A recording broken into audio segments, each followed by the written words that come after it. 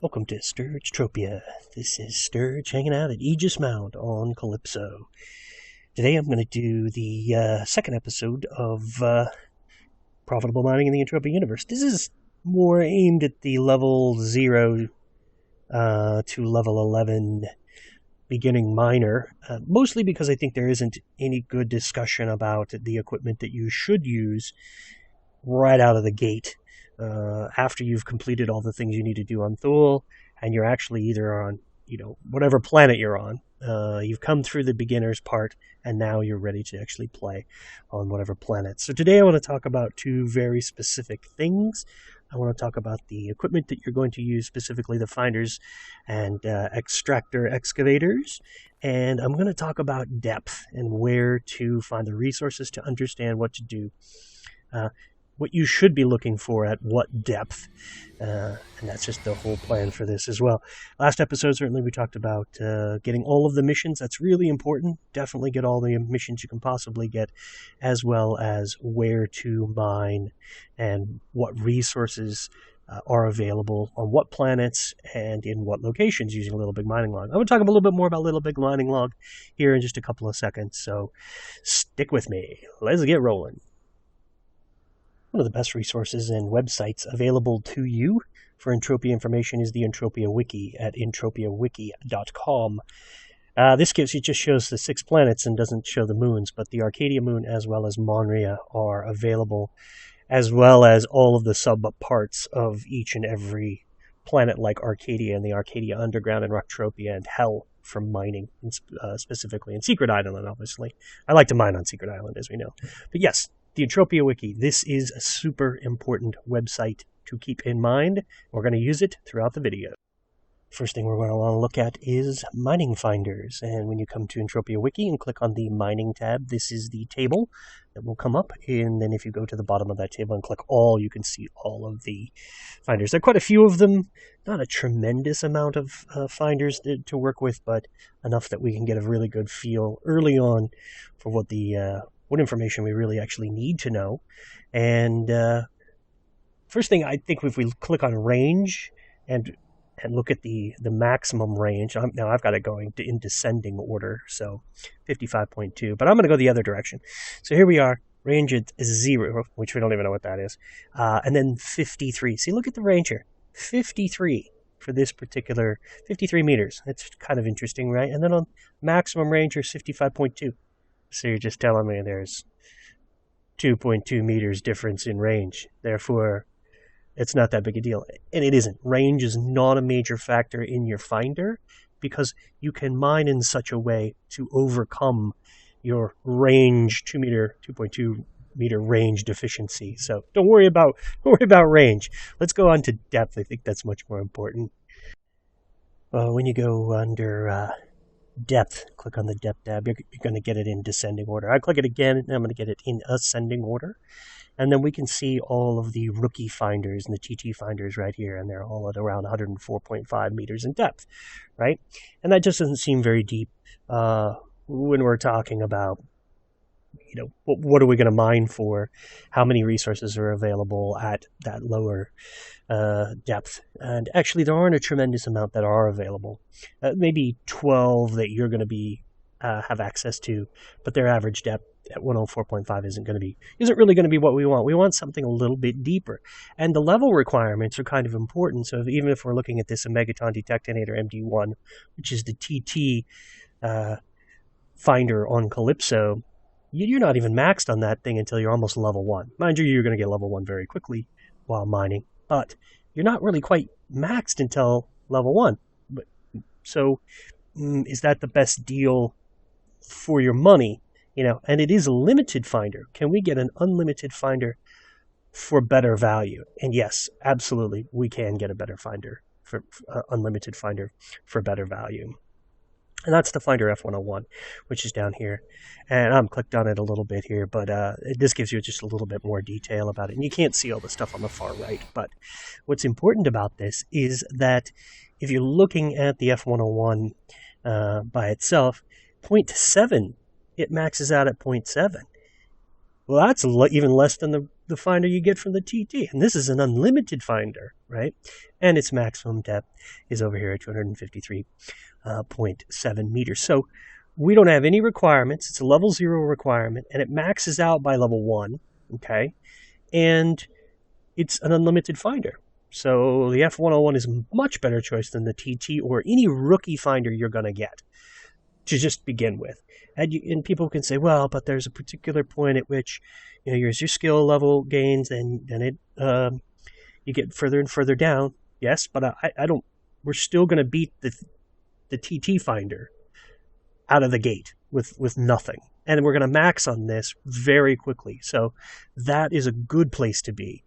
That way we're getting the maximum depth right out of the gate. I'm going to talk about depth a little bit in a little bit so that we can look and see what resources we want to get at what depth and why this finder will be better than any other finder, any of the other rookie or TT ones for the price. This is going to come in at 11 ped.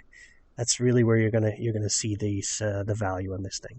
It's going to be about 11 ped after markup. That's a really reasonable price for this finder, and it's going to last you for quite a long time. Quick look at my F101 finder. I probably made this a few years ago. The markup is 5.5 ped, and the value of this is 5.5 ped. So you should be able to pick up one of these for 11 ped on the auction. And not many are selling right now, but I know that they're often for sale. Yeah, see the value, 5.5. So you shouldn't have any trouble whatsoever finding this at 100%, 200% markup, which is 5.5 ped. If you do, for some strange reason, have difficulty finding one, you can contact me in game. I can make these, and I would be happy to make one for you. I can't guarantee the tiering levels on it. That would be super good. That we would hope for the best tiering levels possible, but it's possible to get one of these. And always look through the tier levels as you make your purchases in the auction house. And more, we're going to have to talk about that later. Tier levels are a totally different animal. Definitely want tier levels of over 100 in every category, at least for this finder. But there you go, 11 ped finder, F101. Let me quickly talk about depth and how that matters and what resources to use. Here on Little Big Mining Log, if you click on the home icon at the top left, you can come in and see this stuff on the information on the right here, this table, the resource depth by resource. And there's quite a bit of information on these. You can see the name and then the count, CNT, in the middle. That's how many finds were found. And then there's the minimum depth, the maximum depth, and the average depth in the columns. The middle column is the average depth. The reason I use this is to show that when you're really first starting out, and you can only hit 263.7 with your F101 finder, that depth is only so many resources are going to be available at that depth. And so how do you find it? And actually what you're going to want to do is you're going to look down this table on the minimum side and say, hey, which ones of these, like azure pearls and Belker stone and Blessarium stone, Aliseni's liquid, right? Look at this. See, these are all right well within the range. Now, they're not near the average, but they're within the range. So you can find them at 1 meter or 45 meters. Or calderite, you can find at 7. Or something else like crude oil, you can find at 5 meters. So that's pretty good, right? I mean, and then force nexus at 8 meters. So if you're mining in the right location, and you for these particular resources, you can hit them with the F101 finder, because it's going to find things from 1 meter down below all the way down to 263.7 meters. Actually, it'll go below that, but what's important is it will at least get to some of these resources at these shallower depths and is down as much as you possibly can. To 263.7. It's going to be further down than that.